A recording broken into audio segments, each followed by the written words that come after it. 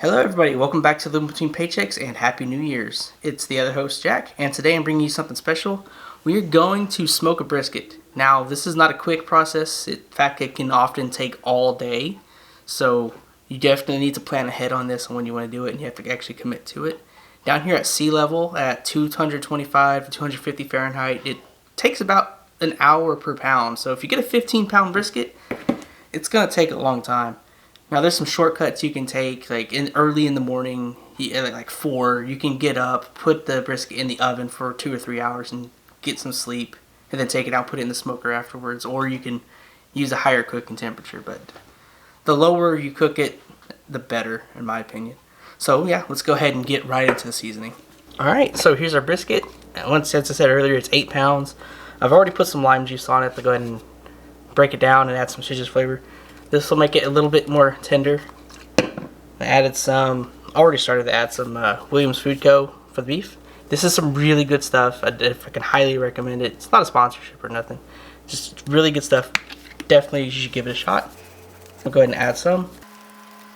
I'm going to add some coarse black pepper. A lot of people will say just pepper and salt. Yes, that's true. That does work. But I have this thing against salt. So I try to not rely on just salt and pepper seasonings. I try to cut back on salt as much as possible. It's not good for you, but hey, you live your life the way you want to. If you just want to do pepper and salt, go for it. Add some chili powder. Stuff's nice and sweet. It's sweet to me, at least. I guess I'm weird for that. And then add some onion powder. I'd add garlic, but I don't have any yet. I have to go to the store and get some. I'll add it off camera. But this is also going to have garlic powder as well. Now, rub it in really good. I have an aversity to touching raw meat, so I'm just going to go ahead and cheat and use this little thing. So yeah, just go ahead and rub it in. Maybe add some more lime juice. And just rinse and repeat this for the other side.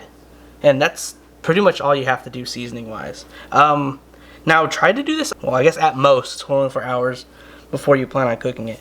That way, you give it enough time to penetrate in. Okay, so the brisket sat overnight and most of yesterday. It is now 7:30 in the morning. You gotta do your pre-pit checkup. You gotta make sure it's clean. You gotta make sure you get your fire going. You gotta make sure you have your drip pan. So let's go ahead and get to the pit. Alright, so first thing you wanna do is you wanna get your pit going. You wanna get your temperature to stabilize around 250. You could do 225 if you want. Cook it longer. You could do 300 and go hard and fast. 350. Oh, I don't recommend 350. But 250 is about what I'm gonna do. Alright, so I'm using mesquite.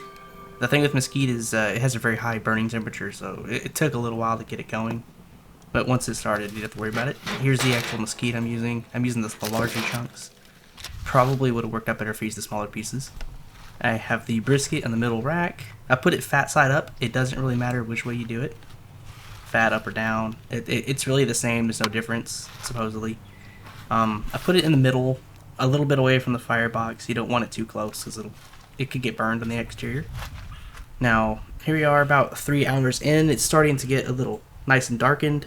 In about an hour, we're going to check on it again. And then we're going to go ahead and wrap it up. Checking the drip pan.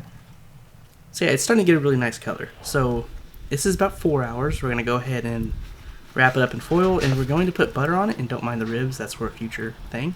Yeah, it starts to look really nice after about 4 hours. And the butter. We're putting about 4 slices of butter on. Really thin slices. So yeah, just put it on your pan. Go ahead and put the foil underneath it and put the butter on top. Wrap it up and put it back in the pit. Alright, so it's back in the pit. Now we're going to go ahead and let it sit for about 4 more hours. You can crank up the temperature a little bit because now you're pretty much just baking it. But you do have to watch out. For me, I had the ribs in there. I couldn't turn it up too much. But the ribs are far away from the firebox, so I'm able to crank the temperature to 300-ish. So the wood's still going nicely. With these big mesquite chunks, you gotta keep track of that. Alright, so here we are, 3 hours later. We're gonna go ahead and probe the meat with the thermometer. We're gonna see where it's at. Now, when I did this, I was getting readings of 165. That is safe to eat, but ideally you don't want brisket at safe to eat temperatures. You actually want to cook it a bit longer. You want it at like the 190s. I hear 209 is a really good temperature. So it's done, but you don't want to eat it yet. You want to let it cook for another couple of hours if you really want to. And I highly recommend letting it rest for 2 hours when you pull it out. When it's done, it's done right now, but I'm gonna let it go. So yeah, here it is. When it was finished, I let it sit for about another hour. I probably should let it sit for 2 and then let it rest. This is before resting. So it came out pretty dang good. It has a nice bark on the exterior. It's not too overdone on the outside. It was extremely juicy, and it's not too hard to do. It's just you need a lot of patience to do it. Like the beginning is the hardest part, just getting with the fire, and then after that it's just maintaining temperature. So yeah, here you go. This is brisket. Hope you enjoy it. Okay, so yeah, that's the brisket. It took a while to do. 24 hours worth of preparation, 8 hours worth of cooking, and then 2 hours, supposed to be 2 hours after cooking, I guess, to let it rest.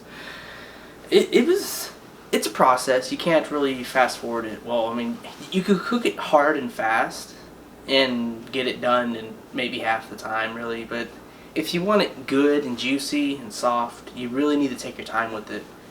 I highly recommend slow cooking it. And I mean, there's people for both parties, really. This is the same thing with the fat side up and down. Some people say cook it fat side up, the fat will seep into it. Apparently, it's not really a thing. Supposedly, I don't know. I don't know. It's a really big debate. So up or down, just do it the way you want to do it. Heck, you can even trim the fat off almost completely if you want to. I don't bother. It's too much extra work. So yeah, it's brisket. I hope you all enjoyed this one. I hope you actually try it, especially if you have a smoker. If you don't have a smoker, you can do it in the oven. Pretty much the same exact method, except cooking is much more stable because you don't have to worry about fire every 15 minutes. So yeah, Happy New Year's. Thanks for watching and giving us your time. Hopefully you can stay with us for a whole nother year, and thanks for watching.